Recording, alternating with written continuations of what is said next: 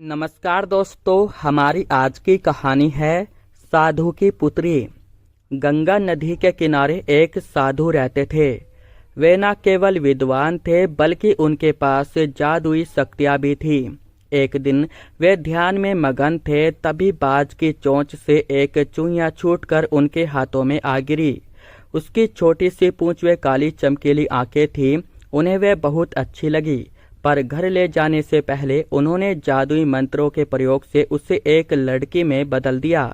वे उस लड़की को घर ले जाकर पत्नी से बोले, तुम हमेशा से संतान चाहती थी ना, तो लो आज से यही हमारी पुत्री है। इससे पूरी देखभाल व स्नेह से पालो। साधु की पत्नी भी अपनी पुत्री को देख प्रसन्न हो उठी। वह उसे राजकुमारी की तरह पालने लगी। साल बीतते गए, नन्ही लड़की एक सुंदर युवती बन गई। जब वह 18 वर्ष की हुई तो साधु व उसकी पत्नी उसके लिए वर तलाशने लगे। साधु ने कहा, मेरी बेटिया का विवाह ऐसे व्यक्ति से होना चाहिए जो सबसे बड़ा हो। मेरे हिसाब से सूर्य ठीक रहेगा।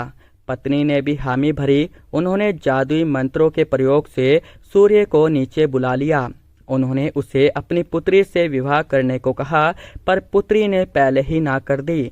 वह बोली, पिताजी, यह तो बहुत गर्म है, मैं उससे विवाह करूंगी जो इससे भी बेहतर हो। साधु निराश हो गए। उन्होंने सूर्य से कहा कि वह ही कोई वर सुझाए। सूर्य ने कहा, बादलों के देवता से बड़ा कौन होगा, उनमें तो मेरी किरणों को भी रोकने की शक्ति है। साधु ने बादलों को नीचे बुलाया। वे अपनी पुत्री से विवाह करने को कहा, पर इस बार फिर पुत्री ने मना कर दिया। वह बोली, यह तो कितना बदसूरत है, मैं इससे विवाह नहीं कर सकती। साधु ने बादल देवता से कहा कि वही कोई अच्छा सा वर सुझा दे। वे बोले, पवन देवता ठीक रहेंगे, वे तो मुझे भी अपनी फूंक से उड़ा देते हैं। साधु ने पवन देवता को बुलाकर अपनी पुत्री से विवाह करने को कहा। पुत्री ने फिर इनकार कर दिया। वे बोली, मैं तो इससे शादी नहीं करूंगी, ये तो कहीं टिकते नहीं, हमेशा यहाँ वहाँ भागते रहते हैं। साधु ने पवन देव से पूछा, क्या मेरी पुत्री के लिए ऐसा वर हो सकता है जो आपसे भी बेहतर हो? पवन देव ने कहा कि पर्वत देव मजबूत व ऊंचे हैं, वे मेरा भी रास्ता रोक देते हैं। साधु ने पर्वत देवता से कहा कि वह उसकी पुत्री से विवाह कर ले। पुत्री ने फिर से मना कर दिया। वह बोली, यह तो बहुत लंबे, सख्त व कठोर है, मैं इनसे विवाह नहीं कर सकती, इनसे भी कोई बेहतर चाहिए। पर्वत देवता ने चूहे का नाम सुझाया। वे बोले, माना मैं काफी सख्त, मजबूत व ऊंचा हूँ, पर चूहे मुझ में भी आसानी से बिल बना सकते हैं। साधु ने चूहे को बुलाया।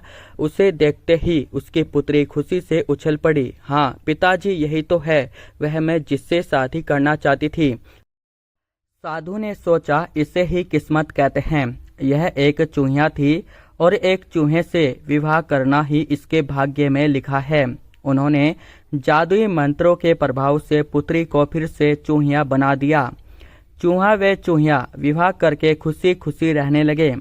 शिक्षा, कोई भी अपने मूल स्वभाव को नहीं बदल सकता। तो दोस्तों, आपको यह कहानी कैसी लगी हमें कमेंट बॉक्स में कमेंट करके जरूर बताइएगा, और इस वीडियो को लाइक कर दीजिएगा और इस वीडियो को अपने दोस्तों के साथ शेयर कर दीजिएगा।